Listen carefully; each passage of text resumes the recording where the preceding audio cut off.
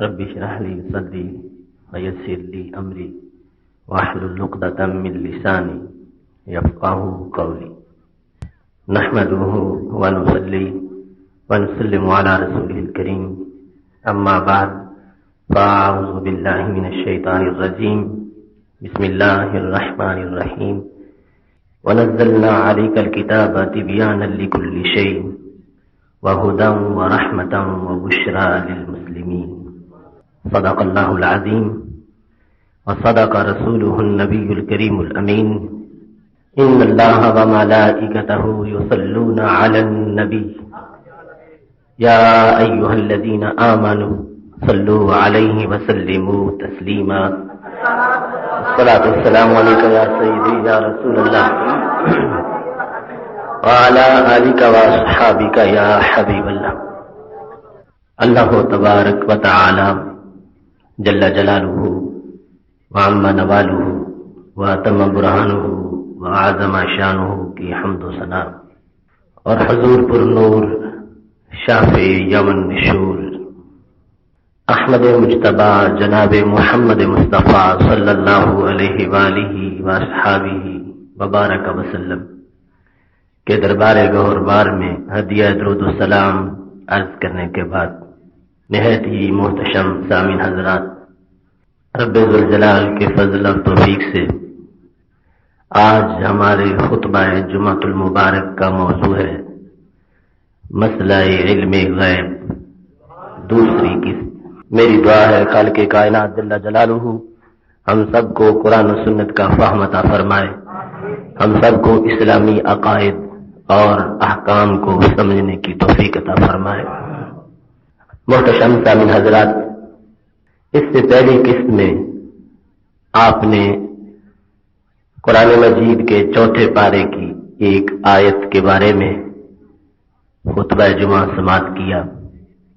آج کی گفتگو مسئلہ علم غیب پر اس حیثیت سے ہے کہ ہم رسول اکرم صلی اللہ علیہ وسلم کے علم غیب کو جو عطائی مانتے ہیں، تو اس عطا کا طریقہ اور ذریعہ کیا ہے؟ خالق کائنات جل جلالہ نے نبی اکرم صلی اللہ علیہ وسلم کو کس طرح یہ عطا فرمایا ہے؟ اگرچہ اس عطا کا مکمل تعارف ہمارے لیے ممکن نہیں، لیکن جو کچھ قرآن مجید کی آیات اور رسول اکرم صلی اللہ علیہ وسلم کے فرامین سے ہمیں پتہ چلتا ہے، اس کی روشنی میں ہم یہ جاننے کی کوشش کریں گے کہ اللہ تبارک و تعالی نے کیسے یہ علوم اپنے محبوب علیہ السلام کو عطا فرمائے ہیں۔ قرآن مجید برہان رشید کی متعدد آیات میں نبی اکرم صلی اللہ علیہ وسلم کا علم غیب، اس کا تذکرہ اور اس کا بیان موجود ہے۔ سورہ جن میں ہے، خالق کائنات ارشاد فرماتا ہے، عالم الغیب فلا یظہر علی غیبہ احدا الا من ارتضی من رسول۔ اللہ غیب جاننے والا ہے، اپنے غیب کو کسی پر ظاہر نہیں کرتا، لیکن رسولوں میں سے جسے چاہے اس پر غیب ظاہر فرما دیتا ہے۔ عالم الغیب فلا یظہر علی غیبہ احدا الا، اللہ غیب جاننے والا ہے اور غیب کا اظہار کسی پر نہیں کرتا۔ یہ قانون ہے کہ استثناء سے پہلے جس چیز کی نفی ہو، بعد میں اسی کا ہی اثبات ہوتا ہے۔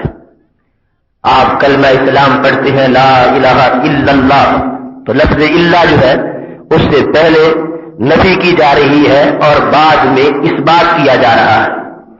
تو نفی جو ہے وہ الہ کی ہے، جھوٹے الہ کی نفی ہے، اللہ کے سوا کوئی معبود نہیں الا اللہ۔ تو اللہ کے بعد جو اس بات ہوا تو اللہ کے معبود ہونے کا اس بات ہوا، نہ کہ اللہ تعالی کی کسی اور جہت کا اس بات سمجھا جائے۔ لا الہ یہاں تک جو نفی ہے اس میں چونکہ نفی دیگر سے الوہیت کی ہے تو آگے جو اس بات ہوگا اللہ کے لیے تو وہ اس بات الوہیت کا ہوگا کہ اللہ کے سوا کوئی معبود نہیں اور اللہ ہی معبود ہے، کوئی اور معبود نہیں مگر اللہ۔ تو جس طرح یہاں پر استثناء ہے ایسے ہی اس آیت کریمہ میں بھی استثناء ہے، عالم الغیب فلا یظہر علی غیب احدا الا، اللہ غیب جاننے والا ہے، علم غیب کا اظہار کسی پر بھی نہیں کرتا، الا مگر کس پر، من ارتضی من رسول، جسے رسولوں میں سے چاہتا ہے اس کے لیے علم غیب کو ظاہر فرما دیتا ہے، کیونکہ اللہ سے پہلے جو نفی ہے وہ علم غیب کی ہے اور اس کے اظہار کی نفی ہے۔ اللہ غیب جانتا ہے، لا یظہر علی غیبہ ہی، اپنے اس علم غیب پر کسی کو مطلع نہیں کرتا، الا من ارتضی من رسول، مگر رسولوں میں سے جس کو چاہتا ہے اس پر اسی اپنے غیب کا اظہار کرتا ہے جس کا اور کسی پر اظہار نہیں کرتا۔ تو اللہ سے پہلے جس چیز کی نفی کی گئی، اللہ کے بعد اسی چیز کا اثبات، یہی ہمارا عقیدہ ہے کہ خالق کائنات جل جلالہ کے دینے کے بغیر کوئی بندہ کوئی علم بھی نہیں جان سکتے، جائے کہ وہ غیب کا ہو یا غیب کے علاوہ کوئی ہو، اور اگر وہ چاہے تو وہ اپنے بندوں کو دیگر علم بھی عطا فرماتا ہے اور مخصوص شخصیات کو غیب کا علم بھی عطا فرما دیتا ہے۔ ایسے ہی خالق کائنات سورہ آل عمران میں فرماتا ہے، ذالک من انباء الغیب نوحیہ الیک، یہ غیب کی خبریں ہیں، یہ غیب کی خبروں میں سے ہے جو ہم نے آپ کی طرف وحی کی ہے۔ تو خالق کائنات جل جلالہ نے اس مقام پر بھی غیب کا ذکر کر کے اس کی خبر کا ذکر کیا، اور خبر ایسی چیز ہے جب کسی چیز کی خبر آتی ہے ساتھ اس کا علم بھی آ جاتا ہے۔ کبھی ایسا نہیں ہوتا کہ بندے کو کسی بات کی خبر تو ہو مگر اس کا علم نہ ہو، یہ فرق کرنا خبر اور علم میں یہ نہایت ہی غیر معقول بات ہے۔ جب اللہ تبارک و تعالیٰ نے یہ فرما دیا کہ میں غیب کی خبر دے رہا ہوں تو پتا چلا کہ ساتھ ہی غیب کا علم بھی عطا کر رہا ہے، کیونکہ خبر بغیر علم کے ہو ہی نہیں سکتی۔ خبر اگر دنیا کے کسی واقعے کی ہے تو پھر جب خبر آئے گی اس واقعے کا علم آ جائے گا، اور اگر خبر جو ہے وہ غیب کے امور کی ہے تو جب خبر آئے گی تو ساتھ علم بھی ضرور آ جائے گا۔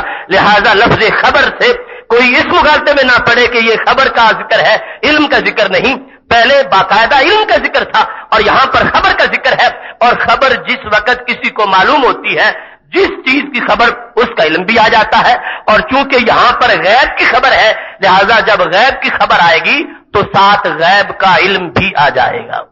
تیسرے نمبر پر سورہ تکویر میں خالق کائنات ارشاد فرماتا ہے، وما هو علی الغیب بضنین، کہ میرے محبوب علیہ السلام غیب بتانے میں بخیل نہیں ہے، ان سے جو پوچھتا ہے یہ اطلاع دیتے ہیں۔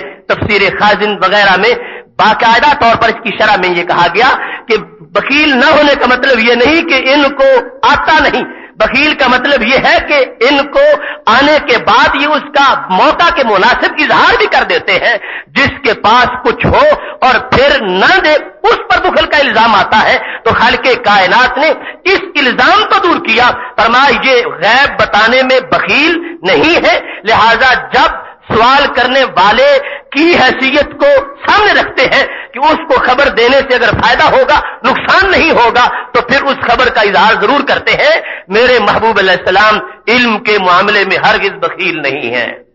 چوتھے نمبر پر خالق کائنات جل جلالہ نے یہ ارشاد فرمایا ہے، سورہ نساء میں ہے، وَعَلَّمَكَ مَا لَمْ تَكُنْ تَعْلَمْ، اللہ نے آپ کو علم دیا ہر اس چیز کا جس کو آپ نہیں جانتے تھے، ما لم تکن تعلم، جو بھی آپ کو معلوم نہیں، اللہ اس کا علم آپ کو اللہ نے عطا فرما دیا ہے۔ یہاں پر لفظ ما یہ عموم پر ہے، ما سے مراد قرآن و سنت کا علم ہے، ما سے مراد آسمان کے طبقات کا علم ہے، ما سے مراد زمین کے طبقات کا علم ہے، ما سے مراد عالم دنیا کا علم بھی ہے، ما سے مراد عالم برزخ کا علم بھی ہے، ما سے مراد عالم آخرت کا علم بھی ہے، ما سے مراد سمندر کی ہر ہر قطرے کا علم بھی ہے، ما سے مراد صحرا کے ہر ہر ذرے کا علم بھی ہے۔ وَعَلَّمَكَ مَا لَمْ تَكُنْ تَعْلَمْ، جو بھی آپ نہیں جانتے تھے اللہ نے وہ سب کچھ آپ کو عطا فرما دیا ہے۔ اسی عموم کی وجہ سے امام بدر الدین عینی رحمۃ اللہ علیہ نے بخاری شریف کی شرح عمدۃ القاری کی دوسری جلد میں جب روح کے علم کا مسئلہ چھڑا، یسألونک عن الروح قل الروح من امر ربی، اس مقام پر وہ لکھتے ہیں کہ رسول اکرم صلی اللہ علیہ وسلم کو جیسے اللہ نے دیگر علم عطا فرمائے، ایسے اللہ نے روح کا علم بھی عطا فرمایا۔ کیوں؟ کہتے ہیں جل منصب النبی صلی اللہ علیہ وسلم وہوا حبیب اللہ و سید خلقہ ان یکون غیر عالم بالروح، کہنے لگے کہ نبی اکرم صلی اللہ علیہ وسلم اللہ کے محبوب بھی ہو اور ساری مخلوق کے سردار بھی ہو اور پھر روح کا علم نہ ہو، یہ آپ کی شان کے مناسب نہیں ہے۔ وکیفا، یہ کیسے ہو سکتا ہے؟ وقد من اللہ علیہ وقال وعلمک ما لم تکن تعلم، امام بدر الدین عینی کہتے ہیں جب اللہ نے یہ بھی احسان فرمایا ہے کہ جو بھی تمہیں نہیں آتا تھا میں نے وہ بتا دیا ہے، اس جو میں روح بھی موجود ہے، لہذا محبوب علیہ السلام کو اللہ نے روح کا علم بھی عطا فرمایا ہے۔ تو میرا یہ عرض کرنے کا مقصد یہ ہے کہ ماں کا جو عموم ہم بیان کر رہے ہیں یہ صرف ہم نے نہیں اس کو سمجھا، یہ پہلے جو شارحین بخاری ہیں انہوں نے بھی سمجھا ہے اور اس آیت کو پیش کر کے روح کے علم کا اس بات کیا ہے، کیونکہ نبی اکرم صلی اللہ علیہ وسلم اللہ کے حبیب بھی ہیں، انہیں اور لوگوں کی طرح نہ سمجھو، مخلوق کے سید بھی ہیں، انہیں اور نفوس جیسا نہ سمجھو، اور پھر اللہ تعالیٰ نے وَعَلَّمَكَ مَا لَمْ تَكُنْ تَعْلَمْ کی حیثیت بھی عطا فرمائی ہے، لہذا انہیں عام لوگوں جیسا نہ سمجھو۔ عام لوگوں کو روح کا پتہ نہیں ہے کہ اس کی حقیقت کیا ہے، اس کی ماہیت کیا ہے، اور یہ اللہ کے اذن سے جانتے ہیں، کیونکہ وَعَلَّمَكَ مَا لَمْ تَكُنْ تَعْلَمْ، اللہ فرماتا جو بھی تمہیں معلوم نہیں تھا اللہ نے وہ سب کچھ تمہیں عطا فرما دیا ہے۔ محتشم سامعین حضرات، اب اس مقام پر یہ بات بھی پیش نظر رہے، ہر شخص کی حیثیت کے مطابق اس پر عطا ہوتی ہے، جو شخص جتنے درجے پر فائز ہے اسی پر اتنے درجے کا ہی انعام ہوتا ہے، اور اس میں دنیا کے حاکم کی مثال سے دیکھ لو، ایک حاکم وقت کا مزارع ہے جو کھیت میں کام کرتا ہے اور ایک اس کی وزارت کا منصب سنبھالے ہوئے ہے، ان دونوں کی محنت میں اگرچہ فرق ہے، مزارع دن رات کام کرتا ہے اور وہ منصب وزارت والا چند گھنٹے کام کرتا ہے، لیکن جتنا مقام منصب وزارت والے کا اس حاکم کے ہاں ہے اتنا اس مزارع نہیں، اس واسطے کہ دونوں کی صلاحیتوں میں فرق ہے، دونوں کے عہدوں میں فرق ہے۔ بلا تمثیل جو بات میں کرنے والا ہوں، وزیر کا مقام کسی بادشاہ کے ہاں اتنا بڑا نہیں جتنا سارے رسولوں کے قائد حضرت محمد مصطفیٰ صلی اللہ علیہ وسلم کا مقام اللہ کے دربار میں بلند ہے۔ عام لوگوں کے لیے اگر یہی بات بولی جائے گی تو اس سے چھوٹا سا مضمون ثابت ہوگا، اور اگر محمود علیہ السلام کے لیے جب ماں بولا جائے گا تو اس سے سب کچھ ثابت ہو جائے گا۔ یہ اس واسطے میں بیان کر رہا ہوں، کوئی یہ نہ کہے کہ اللہ تبارک و تعالیٰ نے فرمایا ہے وَعَلَّمَ الْإِنسَانَ مَا لَمْ يَعْلَمْ، کہ اللہ نے انسان کو سکھا دیا جو وہ نہیں جانتا تھا، تو پھر ہر انسان کا اتنا بڑا علم ماننا چاہیے۔ یہاں بھی تو ماں کا ذکر آیا ہے، جو بھی انسان نہیں جانتا تھا وہ انسان کو بتا دیا، تو اس آیت کا جواب یہ پیش نظر رکھیے، یا تو پھر انسان سے مراد وہ ہے جو انسان کی جان ہے اور کامل انسان ہے، حضرت محمد مصطفیٰ صلی اللہ علیہ وسلم، انہی کا تذکرہ ہو رہا ہے کہ یہ جو کچھ بھی نہیں جانتے تھے اللہ نے ان کو عطا فرما دیا ہے، اور اگر اس سے مراد ہر انسان لینا ہے تو ہر انسان کو وہ دیا جو اس کے نصاب کے مطابق ہے، اور جنہیں سارے جہانوں کی رحمت بنایا تھا انہیں وہ دیا جو ان کی شان کے مطابق ہے۔ کیونکہ عام انسان کے لیے یہ ضروری نہیں کہ اسے ذرے ذرے کا علم ہو، اسے کائنات کے خواص کا علم ہو، اسے طبقات کا علم ہو، اس کو نماز کا علم چاہیے، اس کو روزے کا علم چاہیے، اس کو زندگی گزارنے کے لیے اپنی معلومات چاہیے، اس کے لیے یہ اپنے انسان ہونے کے لحاظ سے تہذیب کی جو امور ہے یہ چاہیے، لہذا وہاں تو ماں خود بیان کر رہا ہے کیونکہ اصل میں نصاب عام انسان کا ہے، تو پھر عام انسان کو جو چاہیے تھا وہ عطا فرمایا۔ وَعَلَّمَكَ مَا لَمْ تَكُنْ تَعْلَمْ، یہ بات ان کی ہے جنہیں صرف رسول نہیں سارے رسولوں کا قائد بھی بنایا ہے اور سارے جہانوں کی رحمت بھی بنایا ہے، لہذا انہیں وہ علم دیا جو جہان پر رحمت کرنے کے تقاضوں کو پورا کرنے والا ہے۔ اور پھر رسول اکرم نور مجسم شفیع معظم صلی اللہ علیہ وسلم کا جو علوم اللہ نے نازل کیے، اللہ نے خود قرآن مجید میں متعدد آیات میں اس کا وصف بیان کیا اور پھر اس کو اپنے محبوب علیہ السلام کے لیے ثابت کر دیا. سورہ نحل میں ارشاد باری تعالیٰ ہے وَنَزَّلْنَا عَلَيْكَ الْكِتَابَ تِبْيَانًا لِكُلِّ شَيْءٍ، ہم نے آپ پر ہر چیز کا بیان نازل کیا ہے. وہ کتاب ہم نے آپ پر نازل کی تِبْيَانًا لِكُلِّ شَيْءٍ، جو ہر شے کا بیان ہے. قرآن مجید برہان رشید کہ یہاں پر اوصاف کا ذکر ہے تِبْيَانًا لِكُلِّ شَيْءٍ وَهُدًى وَرَحْمَةً وَبُشْرَى لِلْمُسْلِمِينَ، یہ تبیان بھی ہے، یہ ہدایت بھی ہے، یہ رحمت بھی ہے، یہ بشارت بھی ہے. اللہ تبارک و تعالی نے جو 4 وصف قرآن مجید کے اس مقام پہ بیان کیے ہیں ان میں سے پہلا وصف قرآن مجید کا یہ ہے کہ اللہ نے اس میں ہر چیز کا بیان کیا ہے. دوسرے نمبر پر ما کان حدیثا یفترى ولکن تصدیق الذی بین یدیہ وتفصیل کل شیء، سورہ یوسف میں ہے. خالق کائنات ارشاد فرماتا ہے یہ قرآن کوئی گھڑی ہوئی بات نہیں، یہ اللہ کا کلام ہے. یہ کیا شان رکھتا ہے؟ فرمایا اس کے 2 وصف بڑے بنیادی طور پر ہے. یہ تصدیق ہے پہلی کتابوں کی. اگر یہ کسی انسان کا کلام ہوتا، گھڑی ہوئی بات ہوتی، اس میں اتنا علم نہ ہوتا کہ پہلی ساری کتابوں کی تصدیق کرنے والا ہوتا. اور پھر تفصیل کل شے، ہم نے اس قرآن کو ہر شے کی تفصیل بنایا ہے. پہلی آیت جو تھی سورہ نحل کی 14ویں پارے کی، اس میں ہے تبیانا لکل شیء اور اس میں ہے تفصیل کل شیء، ہر چیز کی تفصیل اس میں کر دی ہے. اور پھر فرمایا ما فرطنا فی الکتاب من شیء، ہم نے سورہ انعام میں ہے کتاب میں کسی چیز کی کمی نہیں کی. ہم نے اس میں ہر چیز کثرت سے بیان کی ہے، تفصیل سے بیان کی ہے. اب یہ قرآن مجید برہان رشید کا تعارف ہے، قرآن مجید کا علم ہے. اس میں صرف نماز روزے کا مسائل کا بیان نہیں، صرف احکام عبادت کا بیان نہیں، احکام معاملات کا بیان نہیں. اللہ نے اس کو جامع اتنا بنایا ہے، اس میں ہر چیز کا ذکر ہے. یہ علیحدہ بات ہے. جن کے لیے احکام ضروری ہے انہیں آیات سے صرف احکام کی سمجھ آئے گی، اور جنہیں سارے جہانوں کی رحمت بنایا ہے انہیں اسی قرآن سے ذرے ذرے کا علم آئے گا. تفصیل کل شیء وتبیانا لکل شیء اور ما فرطنا فی الکتاب من شیء، یہ سارے عموم ہے اور اس بات کو واضح کر رہے ہیں کہ اللہ تبارک و تعالی نے ہر چیز کا علم کل شے میں، ہر چیز آ گئی ہے، ہر چیز کا علم قرآن مجید میں رکھا اور قرآن مجید محبوب علیہ السلام پر نازل کر دیا. جن پہ نازل کیا ہے انہیں ہی اگر اس کی خبر نہ ہو تو پھر تو تنزیل کا فائدہ ہی ختم ہو جائے گا، پھر عمل ہی محمل اور لغو ہو جائے گا. اللہ حکیم ہے، قادر مطلق ہے، اس کا کوئی عمل بھی حکمت سے خالی نہیں ہوتا. لہذا اس نے علوم کو جمع کر کے وہ سارا قرآن اپنے محبوب پہ نازل ہی نہیں کیا بلکہ فرما دیا الرحمن علم القرآن، اس قرآن کی تعلیم خود اللہ نے اپنے محبوب علیہ السلام کو عطا فرما دی ہے. اب کل شے کے اندر لوح محفوظ بھی موجود ہے اور لوح محفوظ میں کیا کچھ ہے؟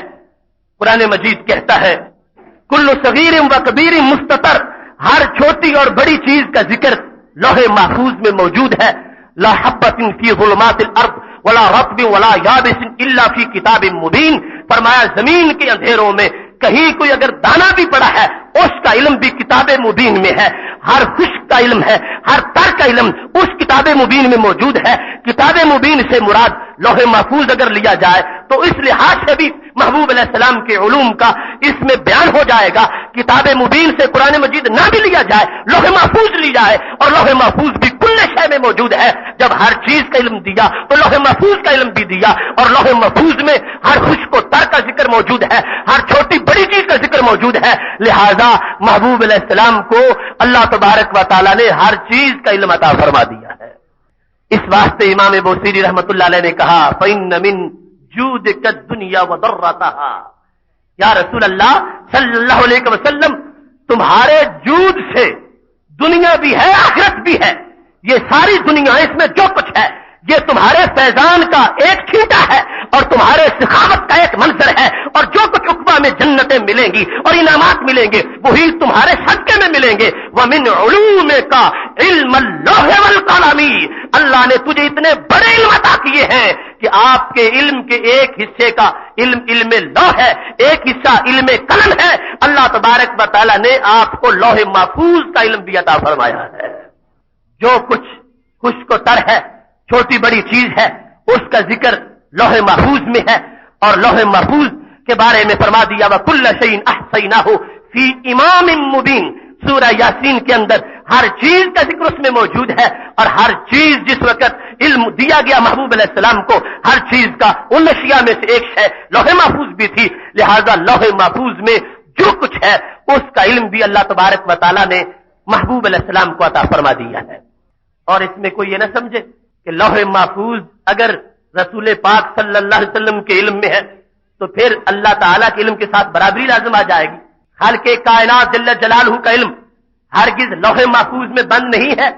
لوح محفوظ جتنی بھی بڑی ہو بالآخر اس کی کوئی نہ کوئی حد ہے، اور اللہ کے علم کی کوئی حد نہیں ہے۔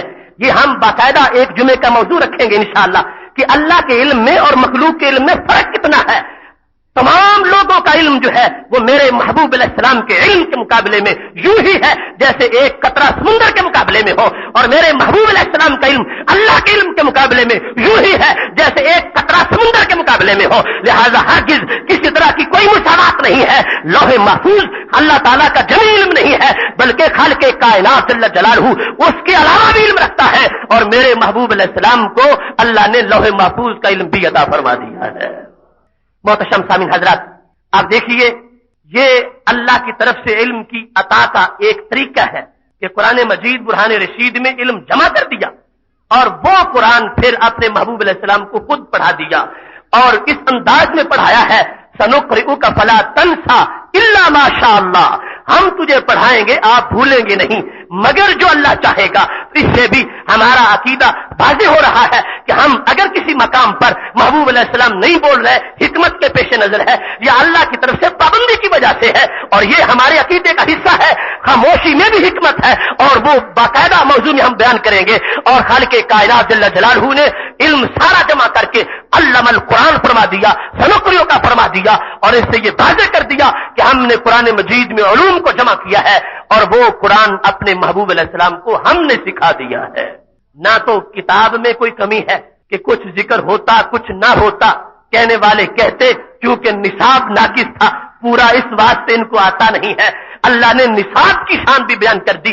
نصاب ایسا کامل ہے کہ کسی عام بندے کا ذہن اور اس کی سوچ تو اس کی وسعتوں تک جا ہی نہیں سکتی، اور پھر پڑھانے کی نسبت اپنی ذات کی طرف کی ہے۔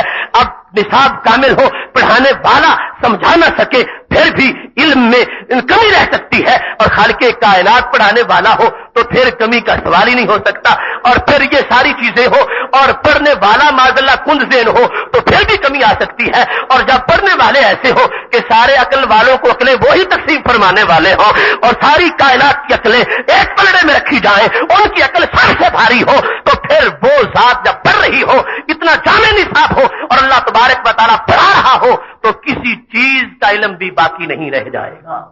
محتشم سامعین حضرات، رسول اکرم نور مجسم شفیع معظم صلی اللہ علیہ وسلم کے علم کا یہ بیان جو ہے، اب ساتھ یہ بات بھی پیش نظر ہے کہ یہ شان جو میں نے بیان کی تفصیل کل شے تبیان لکل شے ما فرطنا فی الکتاب من شے، یہ تینوں آیات جو ہیں ان میں جو بیان کی گئی جامعیت قرآن مجید کی، تو یہ کسی ایک سورت کی نہیں، پورے قرآن کی ہے، پورے قرآن مجید کی یہ شان ہے۔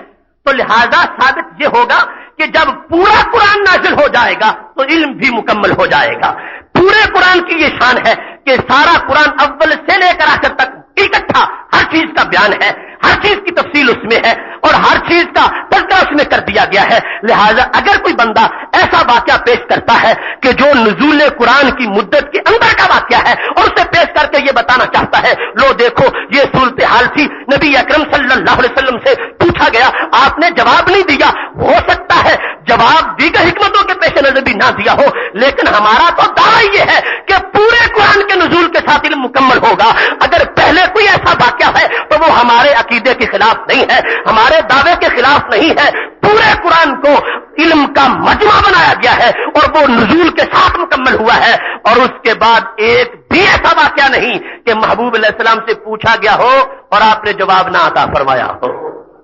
جو بھی پیش کریں گے وہ درمیان کے اندر آ رہا ہے، درمیان کے اندر آ رہا ہے. نزول قرآن کی مدت ابھی ختم نہیں ہوئی، ابھی باقی نزول ہے، آیات باقی ہے. ہو سکتا ہے اس کا علم ابھی بقیہ میں ہو جو قرآن ابھی نازل ہو رہا ہے. تو یہ شان جو 3 آیات کے اندر ہے یہ مجموعی قرآن مجید کی ہے، اور جب مجموعی قرآن مجید نازل ہو گیا تو اس کے ساتھ ہی میرے محبوب علیہ السلام کا علم مکمل ہو گیا. امام اہل سنت حضرت امام محمد رضا خان فاضل بریلوی رحمۃ اللہ علیہ نے خود اس نقطے کو بڑی وضاحت کے ساتھ بیان کیا ہے کہ یہ پورے قرآن مجید کی شان ہے. یہ بعض کیا ہم بیان نہیں کر رہے، اگرچہ بعض کیا ایک آیت بھی ہمارے دماغ کے لحاظ سے تو اتنی بڑی ہے کہ ہم اس کے علم کی بھی گنتی نہیں کر سکتے اس میں کیا کچھ ہے، لیکن بالآخر پورا تو پورا ہے اور پورے قرآن کا علم بعض سے زیادہ ہے. تو اس واسطے یہاں محبوب علیہ السلام کے علم کی تکمیل پورے قرآن مجید کی تنزیل کے ساتھ ہوئی ہے، اور اس کے بعد کا کوئی ایک واقعہ بھی نہیں دکھا سکتا کہ محبوب علیہ السلام سے سوال کیا گیا ہو اور آپ نے اس کا جواب نہ عطا فرمایا ہو. اور ساتھ یہ بات بھی ہے، ہمارے استاد محترم شیخ الکل علامہ عطا محمد بندیالوی رحمۃ اللہ علیہ فرما کرتے تھے کہ نزول قرآن مجید کا صرف یہ نہیں بلکہ نزول کے بعد بیان قرآن ہے. تو نزول کے بعد بیان سے علم مکمل ہو رہا تھا. نزول قرآن ہو گیا، نزول قرآن کے بعد جتنا نازل ہوتا ہے بعد میں اس کا بیان بھی ہوتا ہے. جب سب سے آخر میں جو کچھ نازل ہوا اس کا بیان اپنے نزول کے بعد میں ہوا. لہذا محبوب علیہ السلام کے علم کا جو نقطہ عروج ہے جس کو کسی پیمانے سے پیمائش نہیں کی جا سکتی، یہ وہ علم ہے جو بیان قرآن مجید کے ساتھ مکمل ہو گیا. کیونکہ خالق کائنات فرماتا ہے اذا قرأناه فاتبع قرآنا ثم ان علینا بیانا. جب ہم پڑھتے ہیں اے رسول اکرم صلی اللہ علیہ وسلم آپ پیچھے پیچھے پڑھتے آئیں. پھر تراخی کے لیے ہوتا ہے کہ جب ہم نازل کر دیں گے پھر ہم خود بیان کریں گے، ہم سکھائیں گے کہ الف لام میم کے مطالب کیا ہے. الحمدللہ رب العالمین کے اندر پوری کائنات کا علم کیسے آیا ہے. ان علینا بیانا، ہمارے اوپر لازم ہے، ہمارے ذمہ کرم پر ہے. حالانکہ اللہ تعالیٰ پر لازم کچھ ہو ہی نہیں سکتا، لیکن بیان اس انداز میں کر دیا ان علینا، ہم پر ہے بیانا، اس قرآن کا بیان ہم بیان کریں گے. اب اللہ تعالیٰ نے ذمہ لے لیا اور بیان کر دیا. قرآن کا بیان رب فرما رہا ہو اور پھر بھی کوئی تشنگی باقی رہ جائے اور پھر بھی اس کے علوم کا پورا بیان نہ ہو، یہ کیسے ممکن ہو سکتا ہے. اور پھر یہاں اس بات کو بھی واضح کر دیا گیا نزول پہلے ہے بیان بعد میں ہے. لہذا نزول قرآن جب آخری حصے کا ہو رہا تھا اس کے بعد ابھی مزید عطا کا سلسلہ تھا جس کو بیان قرآن سے واضح کر دیا گیا. اور نزول قرآن کے بعد جب پورے قرآن کا بیان مکمل ہو گیا، یہ وہ علم ہے کہ جو میرے محبوب علیہ السلام کا ایک طرف ہو اور باقی مخلوقات کا ایک طرف ہو تو یہ سمندر کی شکل میں ہوگا، سب کا علم قطروں کی شکل میں ہوگا. محتشم سامعین حضرات، نبی اکرم نور مجسم شفیع معظم صلی اللہ علیہ وسلم نے خود ایک مرتبہ ارشاد فرمایا.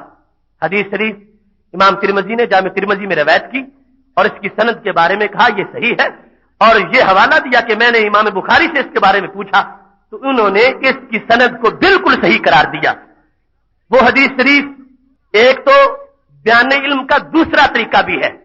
ایک ذریعہ تو نزول قرآن کے ساتھ ہے اور اس میں بتدریج علم آتا رہا، لیکن کچھ غیوب کے علم ایسے تھے کہ اللہ تبارک و تعالیٰ نے براہ راست ایک لمحہ میں عطا فرما دیے. رسول اکرم نور مجسم شفیع معظم صلی اللہ علیہ وسلم فرماتے ہیں رأیت ربی عز و جل فی احسن سورہ، میں نے اپنے رب کو نہایت ہی خوبصورت وصف میں دیکھا. صورت سے مراد شکل وہ حقیقت نہیں ہو سکتی کیونکہ شکل کے لیے خط ہوتے ہیں، جیومیٹری میں آپ جانتے ہیں خطوط ملتے ہیں تو شکل بنتی ہے. جو بھی شکل ہوتی ہے وہ محدود ہوتی ہے اور اللہ محدود نہیں معبود ہے، وہ حد میں آ ہی نہیں سکتا. لہذا سورہ کا مطلب ہے آسان سمجھنے کے لیے بہترین صفت میں دیکھا، بہترین حال میں میں نے اپنے بہترین شان کے اندر اپنے رب کو دیکھا. قال فیما یختصم الملأ الاعلی، اللہ تعالیٰ نے پوچھا عالم بالا میں کس چیز کا جھگڑا ہو رہا ہے. اب یہاں سے بظاہر کچھ لوگ یہاں اپنی گنجائش نکالنے کے لیے یہ بھی کہہ دیتے ہیں کہ یہ بات خواب کی ہے، حالانکہ خواب کا معاملہ علیحدہ روایت میں موجود ہے اور یہ معراج شریف کا جو عظیم منظر تھا اس کا ذکر ہے، لیکن اگر خواب کا بھی مان لیا جائے تو پھر بھی ہماری دلیل میں اس علم غیب کے بیان کے لحاظ سے کوئی کمی واقع نہیں ہوگی، اس واسطے کہ انبیاء کرام علیہ السلام کا خواب بھی وحی ہوتا ہے، اور جو کچھ خواب کے اندر ہو وہ محض فارمیلٹی پوری نہیں ہوتی، اس میں حقیقت ہوتی ہے اور اس کے اندر بھی سب کچھ ہوتا ہے۔ اگر بالفرض خواب میں ہی یہ منظر تھا تو جو کچھ اللہ خواب میں اپنے پیغمبروں سے بات کرتا ہے، فرمایا یہ عام لوگوں کی طرح نہیں ہوتی، عام تو سوئے ہوتے ہیں، دلوں کو یاد ہی نہیں رہتا کہ کیا ہو رہا ہے، اور ان کی شان یہ ہے تنام عینا یا ولا ینام قلبی، آنکھیں سو جائیں دل پھر بھی جاگتا رہتا ہے، اور جو کچھ عطا ہو رہا ہے اس کو پوری طرح سوتے ہوئے بھی محفوظ رکھتے ہیں۔ فرمایا رأی تو ربی، میں نے اپنے رب کو دیکھا، اور یہاں پر یہ فائدہ بھی اس حدیث شریف سے ظاہر ہوگا۔ حضرت علامہ بندیالوی رحمۃ اللہ علیہ فرمایا کرتے تھے کہ اللہ نے ایک چیز خود دی اور خود اس کا امتحان لیا۔ آج لوگ توحید کی آڑ میں جس کا انکار کرنا چاہتے ہیں، اللہ خود جانتا ہے کہ توحید کے منافی کیا چیز ہے۔ یہاں خالق کائنات نے اپنے محبوب علیہ السلام سے غیب کی خبر خود پوچھی، فیما یختصم الملأ الاعلی، ملأ اعلی میں جھگڑا کس چیز کا ہو رہا ہے؟ ملأ اعلی جو اس وقت ہم سے علیحدہ ہے، پوشیدہ ہے بظاہر، وہ کس چیز کا جھگڑا کر رہے ہیں؟ اگر غیب کا علم کسی کے لیے اللہ کے سوا ماننا شرک ہوتا، ہرگز اللہ خود غیب کا سوال نہ کرتا۔ خالق کائنات جل جلالہ نے خود غیب کا سوال کر کے ابتداءً اس بات کو واضح کر دیا کہ آگے جو کچھ میں عطا کروں گا وہ میری توحید کا حصہ ہوگا، توحید کے منافی نہیں ہوگا۔ فیما یختصم الملأ الاعلی، جھگڑا کس بارے میں ہو رہا ہے؟ تو رسول پاک صلی اللہ علیہ وسلم فرمانے لگے، انت عالم، میرے اللہ تو زیادہ جانتا ہے، تو زیادہ جانتا ہے کہ جھگڑا کس چیز کے بارے میں فرشتے کر رہے ہیں۔ پوچھا، علم نہیں تھا، اظہار کر دیا اور عالم کا اظہار کیا، نفس علم کا نہیں، تو زیادہ جاننے والا ہے، یہ فرما دیا۔ تو کیا ہوا؟ رسول پاک صلی اللہ علیہ وسلم فرماتے ہیں، فوضع یدہ بین کتفیہ فوجدت بردہا بین ثدییہ فعلمت ما فی السماوات والارض، اللہ نے اپنا دست قدرت میرے دونوں کندھوں کے درمیان رکھا، میں نے اس کی ٹھنڈک کو اپنے سینے کے سینٹر میں محسوس کیا، نتیجہ کیا نکلا؟ علم تو میں نے جان لیا، ما فی السماوات والارض، جو کچھ آسمانوں میں تھا وہ بھی جان لیا اور جو کچھ زمینوں میں تھا وہ بھی جان لیا۔ تو یہ اللہ کی عطا کا دوسرا طریقہ ہے۔ کیسے عطا کیا ہے؟ دست قدرت اللہ کا ہے، اللہ کی تو تجلی کہیں پڑ جائے وہاں کے علم کی پیمائش نہیں ہو سکتی، اسے ترازو میں تولے نہیں جا سکتا، اور جب دست قدرت بھی رکھا ہوا ہو پیٹھ کے اوپر کندھوں کے درمیان اور سینے میں اس دست قدرت کی جو اس کے شان کے لائق ہے ٹھنڈک محسوس ہو رہی ہو، اس کا نتیجہ کیا ہے؟ زبان نبوت کا یہ اعلان ہے، علم تو ما فی السماوات والارض، جو کچھ بھی زمین و آسمان میں تھا ہر چیز کو میں نے جان لیا۔ اب خالق کائنات نے دوبارہ امتحان لیا، اتدری فیما یختصم الملأ الاعلی، تیرے محبوب صلی اللہ علیہ وسلم کیا جانتے ہو کہ وہ غیب میں بیٹھے فرشتے کیا جھگڑا کر رہے ہیں؟ پہلے سوال کیا اور پھر جواب یہ تھا تو زیادہ جانتا ہے، اور پھر عطا کی، اب پھر سوال کیا، جس وقت دوبارہ سوال کیا تو میرے محبوب علیہ السلام نے جواب میں کیا کہا؟ لفظ بڑے قابل غور ہیں، قل تو نام، فرمایا میں نے کہا ہاں اے اللہ اب میں جانتا ہوں، میں بتاؤں گا وہ کیا باتیں کر رہے ہیں۔ اگر اللہ کے دینے سے بھی کسی کا علم شرک بنتا ہوتا ہرگز اللہ دیتا نہ یا دے کے پوچھتا نہ، اس نے خود دیا ہے اور خود پوچھ کے واضح کر دیا ہے، میرے دیے بغیر نہیں جانتے اور میرے بغیر دینے سے یوں جانتے ہیں، میں نے خود پوچھ کے اس کا اظہار بھی کروا دیا ہے۔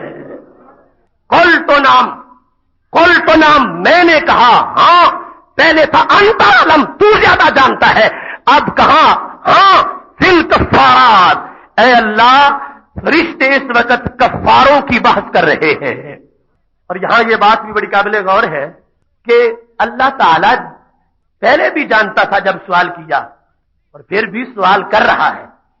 فیما یختصم الملا لالا، اللہ تعالیٰ جانتا ہے کہ میرے محبوب مجھے کیا جواب دیں گے، پھر بھی سوال کیا ہے. اور جب ہاتھ رکھا تو اللہ تعالیٰ کو پتا تھا کہ کیا کچھ مل گیا ہے، پھر بھی سوال کیا ہے.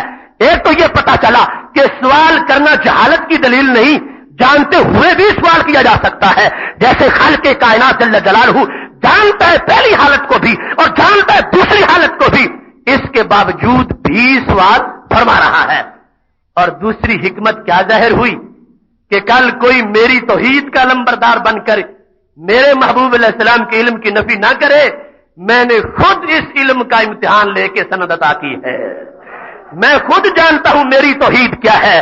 میرے دینے سے کسی کو آ جائے تو یہ میری توحید کے منافی نہیں، یہ تو میری توحید کی شان ہے، یہ دست قدرت کی عطا ہے. میں نے خود دیا، میں نے خود پوچھا، حالانکہ جانتا تھا کہ کتنا دے چکا ہوں، مگر اظہار کروانا مقصود تھا کہ قیامت تک اس بات کا پتہ چل جائے. عطائی غیب وہ ہے جو اللہ نے خود جس کا اظہار کروایا ہے، محبوب علیہ السلام کو دیا ہے، پھر پوچھا ہے اور محبوب علیہ السلام نے غیب کی خبر کا اعلان فرمایا ہے. شرک اور ہے، توحید اور ہے.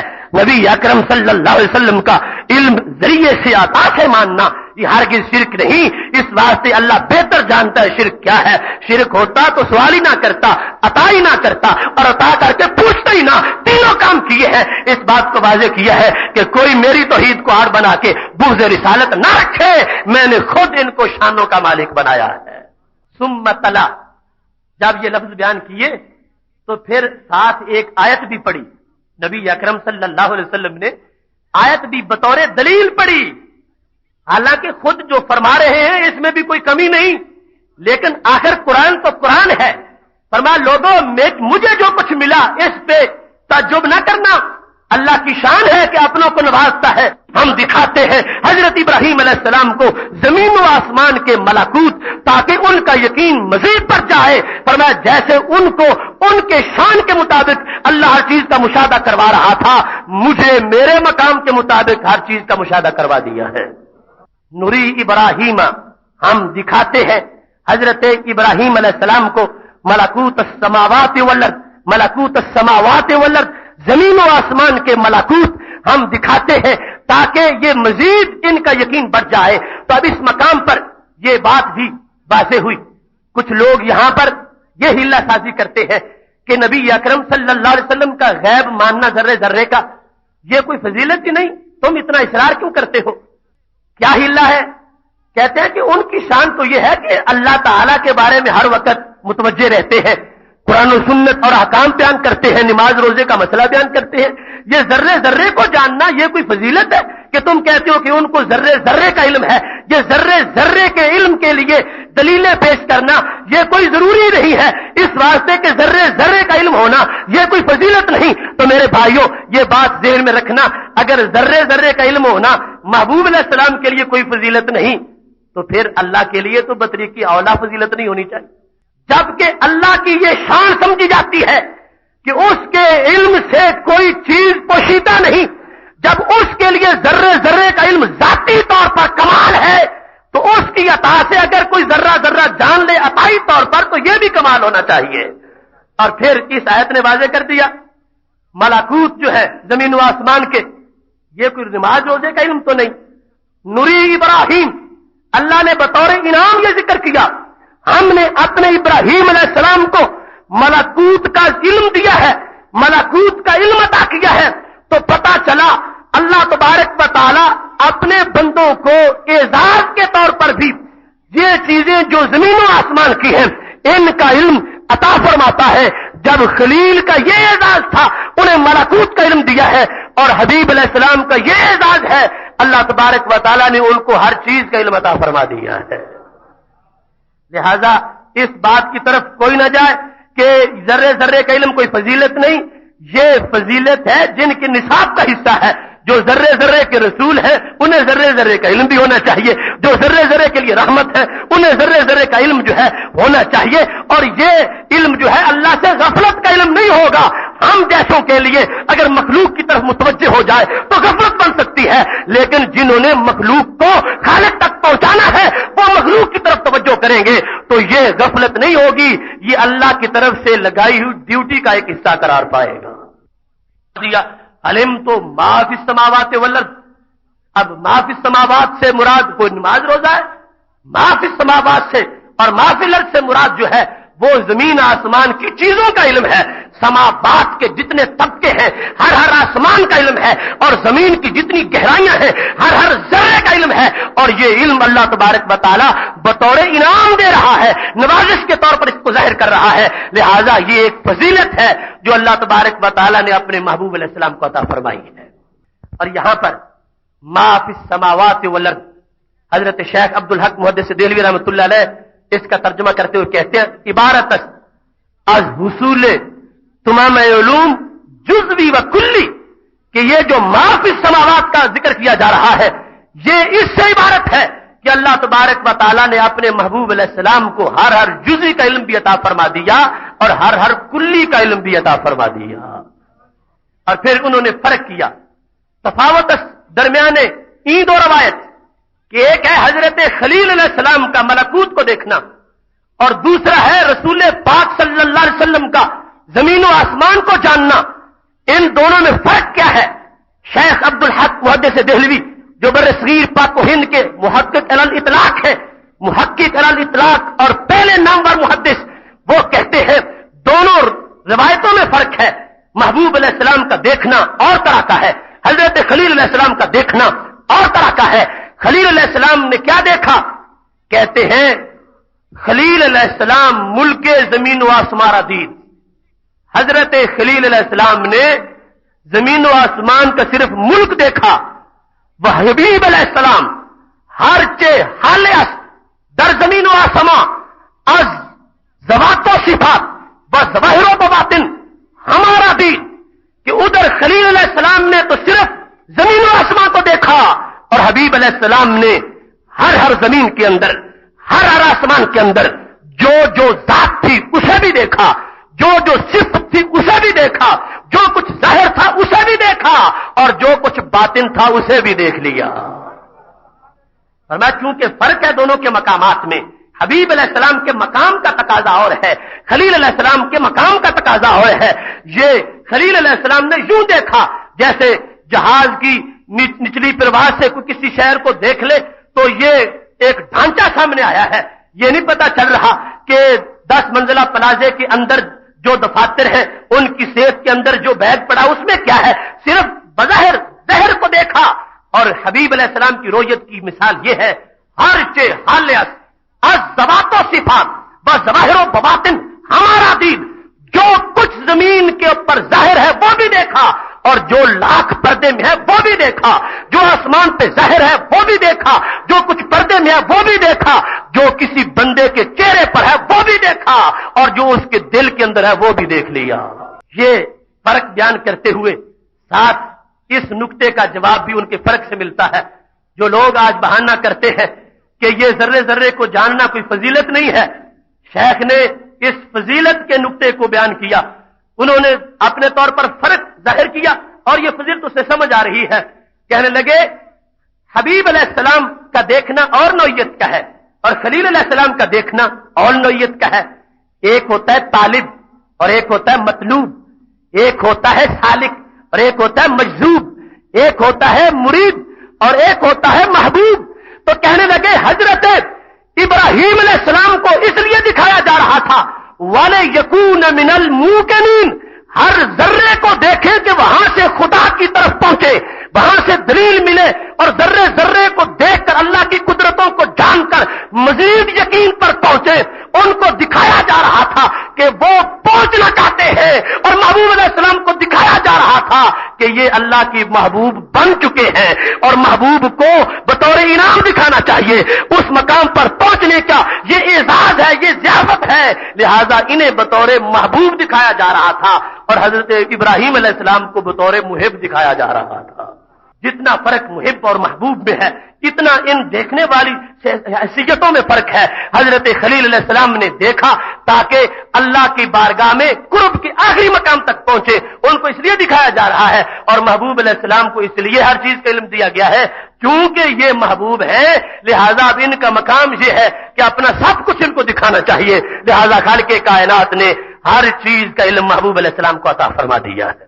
اب یہ شیخ محقق تو الحضرت فاضل بریلوی رحمۃ اللہ علیہ سے بہت زمانہ پہلے کے ہیں، یہ بریلی کا گھڑا ہوا دین نہیں ہے، یہ پوری امت سے قرآن و سنت سے تواتر کے ساتھ ثابت ہے کہ محبوب علیہ السلام کی شان یہ ہے۔ اور پھر یہاں سے یہ پتا چلا کہ ان چیزوں کو دیکھنا یہ کوئی دنیا داری نہیں ہے، ان چیزوں کو ہم جیسے دیکھیں تو دنیا داری بن جائے، لیکن محبوب علیہ السلام انہیں دیکھ رہے ہیں، اللہ دکھا رہا ہے اس واسطے کہ یہ بھی ان کی حیثیت کے دین کا حصہ ہے، اور انہیں اتنی وسعت دے دی گئی ہے، اتنا علم دے دیا گیا ہے کہ وہ ہر ذرے سے معرفت رکھتے ہوئے اسی سے اللہ کی توحید کا بیان کرے۔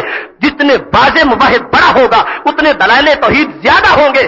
محبوب علیہ السلام وہ موحد ہیں جو ان گنت دلائل سے اللہ کی توحید کو بیان کرتے ہیں، اور ان گنت دلائل کیسے ہیں؟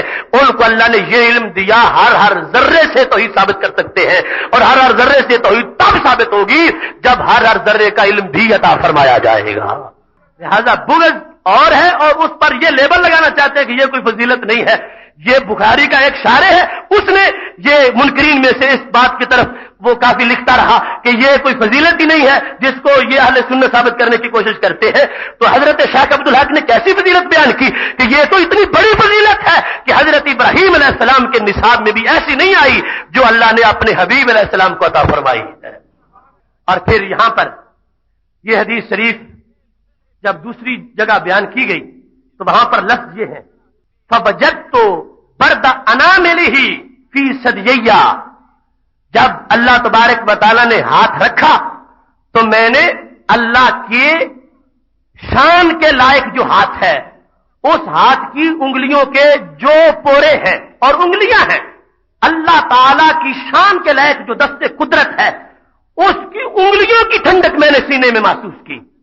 پہلی ادما تھا کہ یہ کہ فوجد کو بردہا ہاتھ کی ٹھنڈک، اس میں ہاتھ کی انگلیوں کی ٹھنڈک، صرف بیان انداز میں فرق ہے، انداز میں فرق ہے، ورنہ ہاتھ بھی وہی ہے، ہاتھ کی انگلیاں بھی وہی ہیں۔ اور اس میں اب نتیجہ کیا نکلا؟ فرمایا فتجلی لی کل شیء، اللہ تعالیٰ نے جب ہاتھ رکھا تو ہر چیز کائنات کی میرے سامنے روشن ہو گئی۔ وہاں تھا فعلمت ما فی السماوات والارض، اور یہ ہے فتجلی لی کل شیء۔ ترمذی نے دونوں کی سند کے مطابق امام بخاری کے قول کے مطابق صحیح ہونے کا قول کیا، علمت ما فی السماوات والارض، یہ بھی عطا کا ایک طریقہ ہے۔ تجلی لی کل شیء، اللہ کا دست قدرت جو ہے اس کی وجہ سے کیا ہوا؟ ہر چیز میرے لیے روشن ہوگی، جہاں جہاں کسی چیز کا مقام تھا وہ مجھ سے اپنے آپ کو چھپا نہ سکی۔ اللہ کے ہاتھ کا کمال ہے کہ ہر چیز میری آنکھوں کے سامنے روشن ہو گئی۔ حدیث شریف نے نبی اکرم صلی اللہ علیہ وسلم کے علم کے عطائی ہونے کے بارے میں واضح طور پر اس بات کو ثابت کیا کہ یہ محبوب علیہ السلام کا اپنا دعویٰ نہیں، اللہ کے ہاتھ کا کمال ہے، اور اللہ اگر یہ نہ دے سکے تو وہ اللہ ہو کیسے سکتا ہے؟ اس کی شان یہ ہے وہ دینے میں کسی کا مجبور نہیں ہے کہ کوئی اجازت دے اور پھر وہ عطا کرے۔ یہ لوگ اللہ کی رحمت کے ہرگز منشی نہیں ہیں، وہ قادر مطلق ہے، وہ مختار ہے، اپنے محبوب علیہ السلام کو جو دینا چاہا وہی عطا کر دیا، اور اس انداز میں عطا کیا ہے۔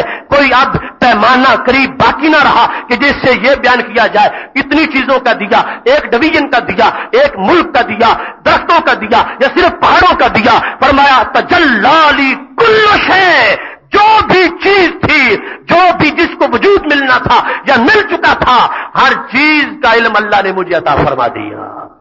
کیونکہ شے موجود کو بھی کہتے ہیں، اور شے کی تعریف دوسری یہ ہے ما یعلم و یخبر عنہ، جس کا علم آ سکے اور جس کی خبر دی جا سکے، اگرچہ اب موجود نہ ہو، قیامت تک موجود ہونے والی ہو، اسے بھی شے کہا جا سکتا ہے۔ فتجلی لی کل شیء، جو کچھ بھی مارز وجود میں آ کے فنا ہو چکا تھا یا موجود تھا یا قیامت تک موجود ہونے والا تھا، ہر چیز کو اللہ نے میرے لیے روشن فرما دیا۔ اب کل شیء جب آ گیا تو شے میں زمین بھی ہے، آسمان بھی ہے، اور اسی شے میں لوح محفوظ بھی ہے۔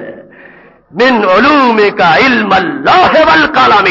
امام بوصیری اپنی طرف سے نہیں بول رہے، اسی کا ترجمہ کر رہے ہیں. تجلی لی کل شیء، جب ہر چیز روشن ہو گئی تو ہر چیز کے اندر لوح محفوظ بھی روشن ہو گئی. اور لوح محفوظ کے بارے میں تو سب کا عقیدہ ہے، اس میں سب کچھ لکھا ہوا ہے. جب اس میں سب کچھ لکھا ہوا ہے تو وہ میرے محبوب علیہ السلام کا سب کچھ پڑا ہوا بھی ہے.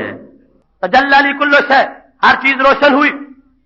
اور کچھ لوگوں کا یہ خیال ہے کہ تجلی آئی پھر چمک ختم ہو گئی اور ایک مرتبہ آ گیا پھر ختم ہو گیا. اگرچہ اس کا تفصیلی بیان انشاءاللہ پھر ہوگا، لیکن جو بات وہ کریں پکڑے جائیں گے. اگر ایک مرتبہ ہر چیز کو غیب پورے کو جاننا یہ شرک نہیں تو پھر بار بار جاننا بھی شرک نہیں ہوگا. اگر شرک ہے تو پھر تھوڑا سا بھی شرک ہے، اگر شرک نہیں تو پھر سارا بھی شرک نہیں. اللہ کے دینے سے اگر ایک مرتبہ ہر چیز کو جان لیا، اگر یہ اہل اسلام ہے تو پھر اللہ کی قدرت سے اگر ہر وقت ساری چیزوں کو جان لے تو یہ بھی اہل اسلام ہوگا. لہذا فتجلی لی کل شیء، اس سے ضرور یہ بات ہر جہت کے لحاظ سے ثابت ہوگی کہ محبوب علیہ السلام کے سامنے ہر چیز متجلی ہو گئی اور اللہ تبارک و تعالی نے محبوب علیہ السلام کو ہر چیز کا علم عطا فرما دیا. یہاں یہ بات بھی قابل غور ہے.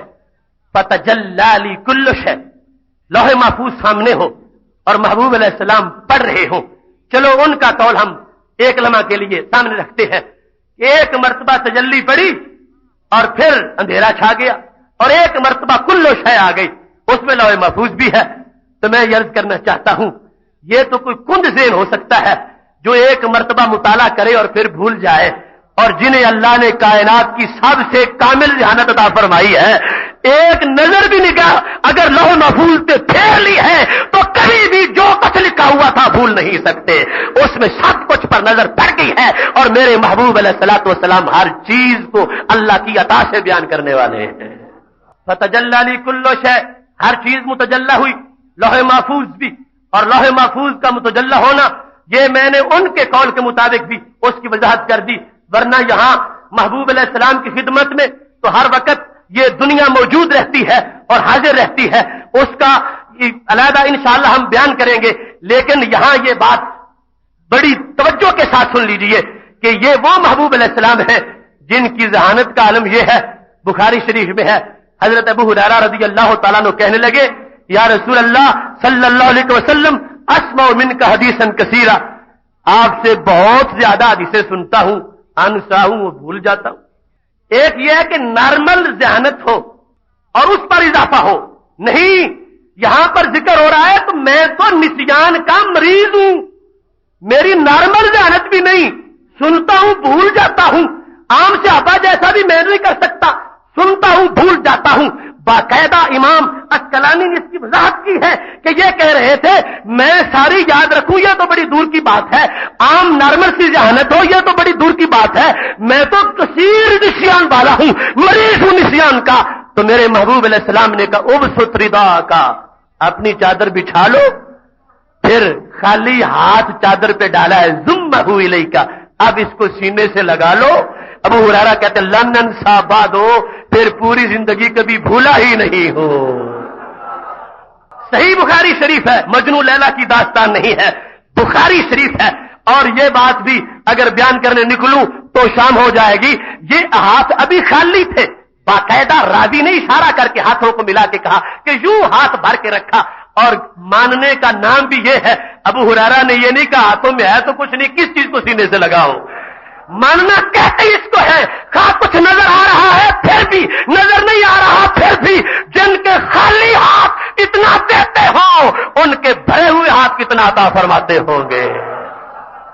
خالی ہاتھ چلو بھر کے رکھا ہے. اور یہ ہے صحابی کا یقین. یہ نہیں آگے سے اعتراض کیا پیغمبر یہ کوئی معاذ اللہ آج کا کوئی بدھو ہوتا تو یہ جو ایک طبقہ ہے کہتے کہ ہم سے مذاق ہو رہا ہے، خالی ہاتھ ہے کیا رہا ہے سینے سے لگاؤ، کیا لگائیں. نہیں، یہ صحابی تھے، یقین تھا کہ یہ کوئی معاذ اللہ کسی قسم کی کاروائی نہیں، یہ حقیقت ہے. لہذا اگرچہ خالی ہاتھ تھے اسے حقیقت سمجھا. کہتے ہیں میں نے سینے سے لگایا. اب پہلے نسیان کا مریض تھا، اب صرف حافظہ ہی نہیں ملا، وہ حافظہ ملا ہے کہ سارے صحابہ سے بڑھ کر پہلے نمبر پر 5 5,000 से ज्यादा किस ने हदीसें रिवायत की हैं, उन्हें इमाम अबू हुरैरा कहा जाता है। अब मोहतरम सामीन हज़रात, ये बात ज़िम्नन अर्ज़ कर रहा हूं कि ये खाली हाथ है। अगर मिसाल के तौर पर भरे हुए होते, सोना होता, यानी खाली और भरे का बात सिर्फ कर रहा हूं, खाली है, अगर इतना सोना डालते, रब्बे काबा की कसम है, ये दुनिया का सोना इतना फायदा नहीं दे सकता था जितना खाली हाथ ने दिया है। वो सारे सोने के कुश्ते बना के हज़रत अबू हुरैरा खा जाते, फिर भी हाफजा ना मिलता जो खाली हाथों ने अता फरमाया है। तो जिनको अल्लाह ने ये मकाम दिया, वो नौए महफूज पे एक लम्हा अगर देख ले तो फिर भी सब कुछ हमेशा बयान कर सकते हैं। और इनकी शान ये है कि लौ के भी नबी हैं, उसके भी रसूल हैं। वो कहां जाएगी छुप के, इनके सामने मौजूद है। जब चाहते हैं नजर करते हैं, जब चाहते हैं बगैर नजर के बयान कर देते हैं। अल्लाह तबारक व तआला ने हर चीज का इल्म अता फरमाया है। इस वास्ते हजरत उमर रज़ी अल्लाह तआला अन्हु ने वाज़ेह कह दिया, बुखारी शरीफ में है, काना रसूलुल्लाह सल्लल्लाहु अलैहि वसल्लम फीना मकामन, एक जगह नबी अकरम सल्लल्लाहु अलैहि वसल्लम खड़े हो गए। मौजू इल्म गैब का था। मजमून कहां से शुरू किया? अखबरना अम बदइल खल्क, मखलूक की आफरीनश के आगाज से मौजू शुरू कर लिया। नबी अकरम सल्लल्लाहु अलैहि वसल्लम तो पहली मखलूक है, आपके बाद जो कुछ पैदा हुआ दूसरे नंबर पर, उससे लेकर कहां तक बयान किया? दाखला अहलुल जन्नत मनाजिलहुम व अहलुन नार मनाजिलहुम, यहां तक कि क़यामत और फिर हिसाब, और उसके बाद जन्नती जन्नत में चले गए, जहन्नमी जहन्नम में चले गए। ये सारा मजमून नबी अकरम सल्लल्लाहु अलैहि वसल्लम ने बयान किया। और हजरत उमर रज़ी अल्लाह तआला अन्हु का यह अकीदा नहीं है कि ये कोई फजीलत नहीं, इन चीजों को जानना, बल्कि फजीलत समझ के बयान कर रहे हैं कि अगरचे ये पहले से लेकर आखिरत की खबरें, ये नमाज रोजे की खबर नहीं है, ये निकाह तलाक की खबर नहीं है, ये इससे अलावा हालात है, वाक़यात है, बकाए हैं, अज्जाम की खबरें हैं, चीजों की खबरें हैं, जर्रे जर्रे का बयान है, बंदे बंदे का जिक्र है, उनका कुफर, उनका ईमान, उनकी दुनिया, उनकी बरज़ख, उनकी जन्नत, उनके दोज़ख, हर चीज का बयान है। हजरत उमर रज़ी अल्लाह तआला अन्हु कहते हैं, हमारे महबूब अलैहिस्सलाम का इतना इल्म था, सब कुछ बयान कर दिया। हाफिज़ ज़ालिका मन हाफिज़हु व नसिया मन नसियहु, फरमाया जिसने जितना याद रखा याद रखा, जो भूल गया भूल गया। हमारे महबूब अलैहिस्सलाम ने सब कुछ बयान फरमाया था। ये हजरत उमर रज़ी अल्लाह तआला अन्हु का कौल, उनका अकीदा बुखारी शरीफ में है।